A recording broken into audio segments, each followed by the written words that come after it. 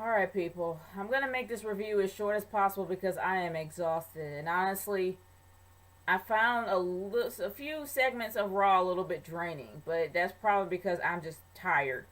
But there are three highlights I can actually say, well, possibly maybe three and a half highlights that I can actually say that was really enjoyable about Raw tonight. Let's start with the beginning. It was nice to actually see Edge, but honestly it was disappointing to see that he just wasn't there for that long. He was only there for maybe a few minutes.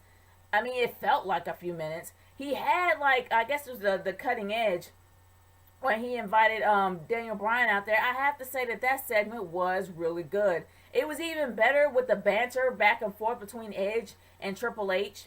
I mean, I loved it. I really did. And Randy, just Randy.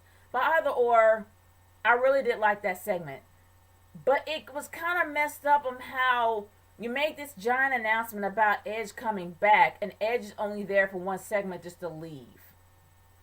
Why bring him back only for him just to go? I don't know. But I'm going to start with all the highlights that I actually found the night, and then I'm going to go into what I didn't like about it. It was nice to actually see Goldust. It really was. I really did kind of like the Bizarre one because he was a character. I mean, he's probably the last of the gimmick characters. Like, he's the last. I mean, he's the last of the dying breed. You don't really see gimmick characters like him anymore. I'm talking about the odd ones, the oddballs that stick out but are really entertaining to watch. Sure, we have tons of funk, whatever. We have the dancers. We always have the dancers. But you always usually have those oddball gimmick characters that you would just love and just love to actually see and be entertained by them. And he is the last of a dying breed. Can we say what happened to? Does anybody even remember the Boogeyman? Like I said, no one does. Maybe Charmel does, but no one really remembers the Boogeyman. But either or, it was really nice to see Goldust out there and actually performing again. I kind of had a feeling this was going to happen, of course, because Cody is getting married and it's way too soon for him to come back. But we all know that he is going to make a return. That's a given. How, I do not know. And honestly, it made absolutely no sense whatsoever. But I guess that's the part I don't like. I'm not going to really go into that, not yet. But then I'm going to go into my third highlight for me of the night was seeing Santino Marella. I am so happy that he is back. He actually kind of wrote a tweet on Twitter, that he was supposed to be making a return in August. But I don't know really what the setback was or anything like that. But he ended up coming back now, which is even better. He's back in September. He's back, period, which makes me happy. Because honestly, guys, we need that comic relief.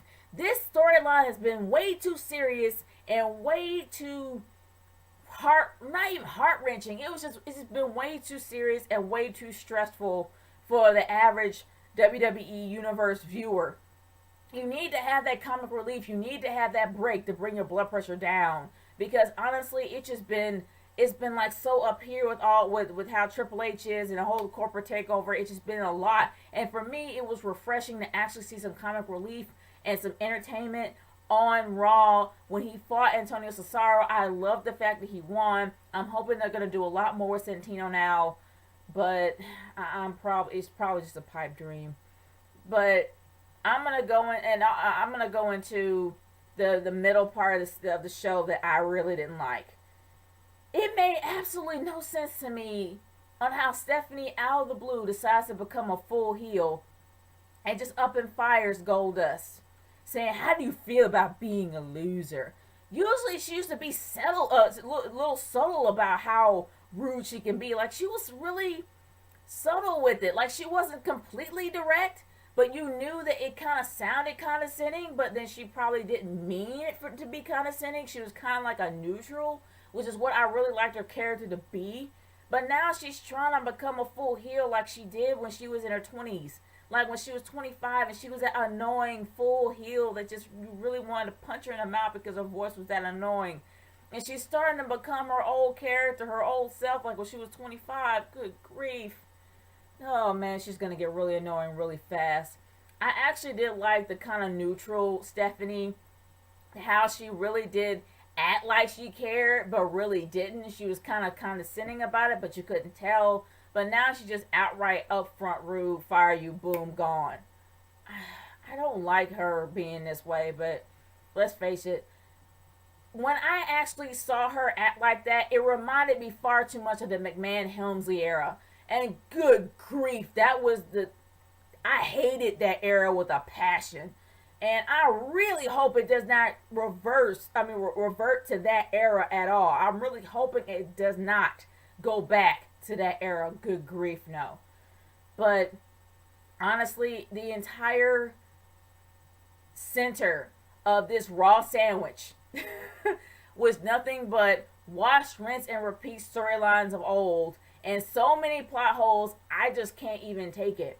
Besides the whole Big Show one that was pointed out by a wrestling reporter that I actually put on my Wrestling Fan Nation page. Besides all that, it's just getting a little bit too much, man. It's just wash, rinse, and repeat. Where's the creativity in this? Honestly, where is it? I will say that with AJ Lee coming out speaking against the Total Divas, it's nice that something's actually supposed to kick off for them, but it still wasn't enough to actually entertain me. And I hate to say it, I love every Diva segment that comes on, but it's just to the point where I really didn't care tonight. Not at all. But as for the main event, it was honestly really great to see Daniel Bryan get his comeuppance at the end of the show. It was nice to really see that. I am not going to lie, it was. And how the Big Show didn't do anything but saw how Daniel Bryan could handle it on his own and he walked out. That was really refreshing to see. It's nice to have the hero be thrown a bone every once in a while.